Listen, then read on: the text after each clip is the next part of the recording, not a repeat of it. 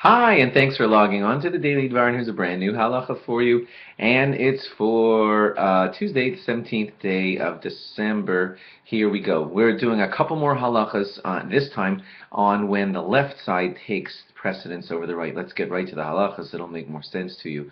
There is a time in davening when the left becomes the more appropriate side than the right, and that is that when the men take their tzitzis strings and put them between the fourth and the fifth finger of their left hand, that is what they do.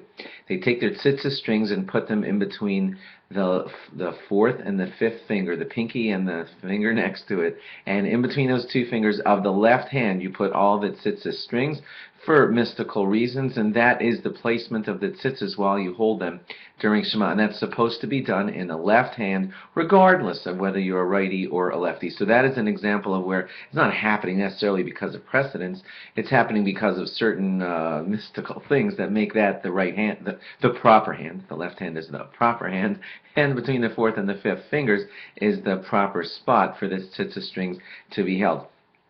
Of course, at the Pesach Seder, when we need to lean, we lean always to the left. Doesn't matter if you're a righty or a lefty, it's always to the left, and that's because of the placement of your esophagus and your windpipe and how that's the more appropriate way to lean, such that the food will properly go down your throat and not cause any problems for you. So there's another example of where left takes precedence, not necessarily because it's more important. It's not because of that, but it's because of those anatomical considerations about your windpipe and your food pipe. Also, whenever a person is tearing kriya, God forbid, for the death of a father or a mother, the kriya, the tear, is done on the left side of like the lapel, the jacket lapel, or something like that, or the left side of the shirt, and that is left side, not again because of importance, but because that's the appropriate spot to do that for a mother or a father. Same thing when you're at something like witnessing the site of the Beis Hamikdash,